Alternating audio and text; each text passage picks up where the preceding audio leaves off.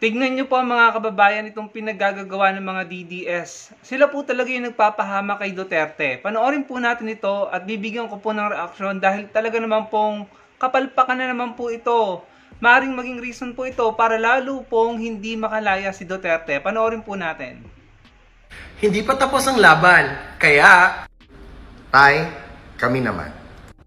Makisali na sa Global Signature Campaign para maitama ang mali. Alam nyo ba na may 4 na nakabimbing kaso sa Korte Suprema ukol sa pagpapadalang iligal kay PRRD sa ICC? Ito ang GR numbers 278747, GR 278798, GR 278763, at GR 278768. Lahat ng ito ay kumikisyon sa di makatarungang pagtrato kay dating Pangulong Rodrigo Roa Duterte ng ating gobyerno. The Supreme Court is the last frontier of the Filipino people. That is why we respectfully urge the Honorable Court to take on these 4 actions. Number 1, act on the 4 pending petition. Number 2, declare void any act of the office of the President or its officials that violates due process, exceeds executive authority, or ignores judicial procedures in relation to the arrest and treatment of the former President Rodrigo Roa Duterte. At number 3, uphold the Constitution and the independence of the judiciary and make clear that no public official is above the law. And number 4, direct the office of the President to take all lawful steps to bring former President Duterte safely back to the Philippine jurisdiction under the protection of the Philippine law. In short, pauwiin natin si PRRD. Tama. So paano ba natin sisimulan to? Una, mag-download muna kayo ng kit sa pamamagitan ng QR code or ang link sa comment section.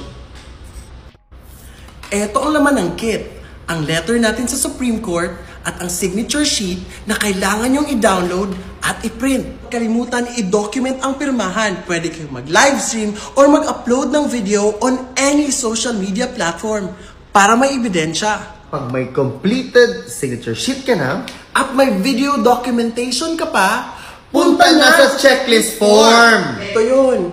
This is what it looks like. Sagutan nyo lang at huwag kayong mag-skip. Tapos ka na sa checklist form, kumuha ka ng brown envelope, ilagay mo yung completed signature sheet at ipadala mo sa Unit 224 Palmetto Place Condominium, Maa, Davao City, 8,000. Iipunin namin lahat ng mga signatures ninyo at ipapadala namin sa Korte Suprema. Gagawin natin attachment doon sa sulat na ipapadala natin sa kanila. Mga kababayan, magtulong-tulong tayo. This time, kami naman. Ayun mga kababayan, so nagpapa-signature campaign po sila para mag-petisyon sa Supreme Court para po trabahuhin ang kalayaan ni Duterte.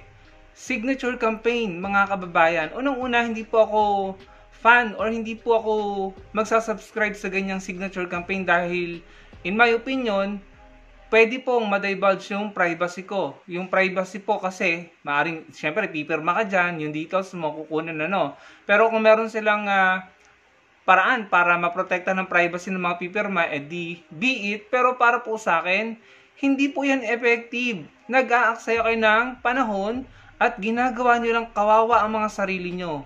Signature campaign para palayain ang isang akusado at nakakulong? Saan ka nakakita niyan? Kung po pwede yan, edi sana lahat na lamang na nakakulong, lalo-lalo na yung mga makapangyarihan, influential at maraming fans, edi nagpa-signature campaign na lang sila para mapalaya sila. Hindi po ba mga kababayan, magpapa-signature campaign na lang yung mga yung mga artista siguro na nakulong, mga politiko, mga influential, makapangyarihan at kaya nga mamigay ng pera na nakakulong, gumawa ng illegal na kulong sila, magpapa-signature campaign na lang mga pamilya ng mga yan para magpetisyon sa kanilang kalayaan. Kung po pwede yan, hindi nga po pwede yan Hindi naman popularity contest ang paghahanap ng hustisya. Ang paghahanap ng hustisya ay may proseso. Pinapatunayan gamit ang mga testigo, testimonya, kung ang isang taong akusado ay inosente or guilty. Hindi uubra ang signature campaign. Kaya nga po yung Lady Justice na may hawak ng timbangan, may blindfolded po siya, wala po siyang tinitignan, wala po siyang kinikilingan. Hindi po niya tinitignan kung maraming supporter ang nananawagan ng kalayaan ng isang akusado or kung kokonti. Tinitignan nito ang hustisya bilang patas at pantay. Hindi kung sino maraming fans at saka supporter. So, mawawala ng saysay ang signature campaign nyo. Kahit pa buong mundo, lahat ng tao sa mundo, kahit pa kaming mga kakamping at loyalista ay pumirma dyan, babaluwaliin niya ng ICC at ng Supreme Court dahil hindi sila bias. Hindi sila titingin kung sino maraming fans or supporter. Pero definitely, hindi pipirma dyan ng mga kakamping at mga loyalists. Nag-aaksaya kayo ng panahon at ng oras at ng pagod. Sa bagay, kayo naman yan, hindi kami yan. Tsaka, ilang beses nang sinabi ni Duterte, huwag kayong makialam sa legal aspects ng kanyang kaso. Ang ginagawa nyo, ang tigas ng ulo nyo, pinapakilaman nyo. Hindi na kayo natuto, hindi na kayo nadala. Sinabi na ng ICC, isa kayo sa reasons kung bakit, isa kayo sa mga reasons kung bakit hindi na-approve ang interim release ni Duterte. Hindi nyo na natutunan nyo, nag-iyakan pa nga kayo, di ba? Nung ina-announce ng ICC na denied na naman ang kanyang interim release, nag-iyakan kayo lahat. Tapos ngayon nakikialam na naman kayo, signature campaign talaga. May proseso, may due process, hayaan yung gumulong ang hustisya at ang batas. Hayaan yung manghibabaw ang patas na hustisya dito. Hindi yung i-impluwensyahan nyo ang desisyon ng mga korte dahil marami kayong supporter. Hindi nga umepekto yung pagwewelga nyo, yung pagpapakita nyo ng show of force nyo. Hindi yung tinignan, binaliwala yun ng Supreme Court at ng ICC. Dahil again, hindi doon tumitingin ang hustisya.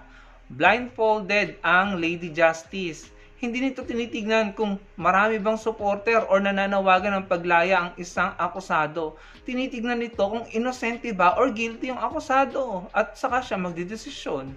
Pero kayong ginagawa nyo, nakikialam na naman kayo sa mga legal aspects ng kaso ni Duterte. Kahit si Duterte na mismo nagsabi, umuwi na kayo, huwag kayong makialam. Pero ang titigas ng ulo nyo, kayo talaga ang nagpapahamak.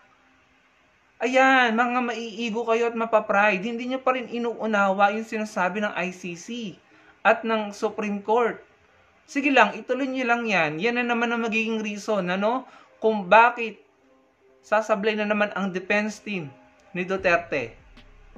Wala pang naipanalo sa mga petition ang defense team ni Duterte. Laging sablay, laging talo sa mga ginagawa nila. Wala pang naipanalo ang defense team ni Duterte.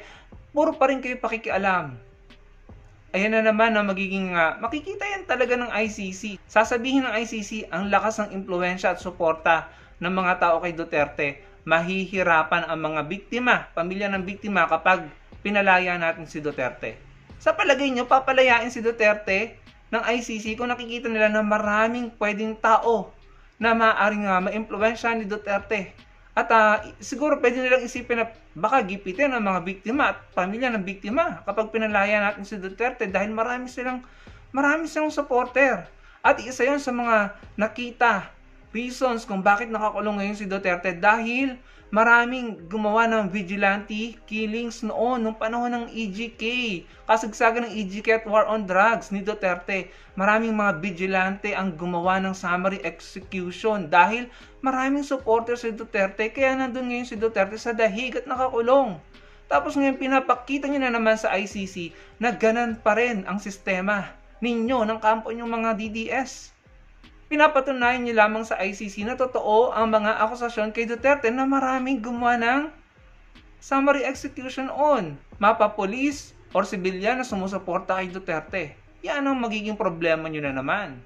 Again, mga DDS, isa kayo sa mga reason kung bakit na-deny ang interim release ng Duterte. Ngayon, gumagawa na naman kayo ng mga bagay-bagay para maging reason, para matalo na naman si Duterte. Hindi na kayo nadala. It's out of your control. Hindi na to kontrolado ng gobyerno ng Pilipinas or ng Supreme Court ng Pilipinas. Wala na, nasa ibang bansa na si Duterte, nasa ICC na. Kahit pa buong mundo magpetisyon para palayain si Duterte, hindi yan uubra. Wala nang may control dito kundi ang ICC. ICC lamang ang maaaring magdesisyon dito at ang desisyon nila ay hindi base sa panawagan ng tao, sigaw ng mga supporters ni Duterte, hindi base doon. Hindi base sa dami ng mga galit sa nangyari kay Duterte. ang magiging desisyon ng ICC ay base sa batas, hustisya, ebidensya, testimonya, at patas na pagtingin sa hustisya.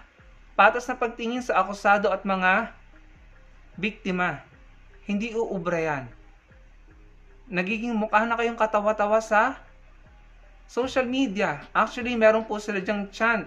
Sumayaw pa sila or nag-ikot-ikot.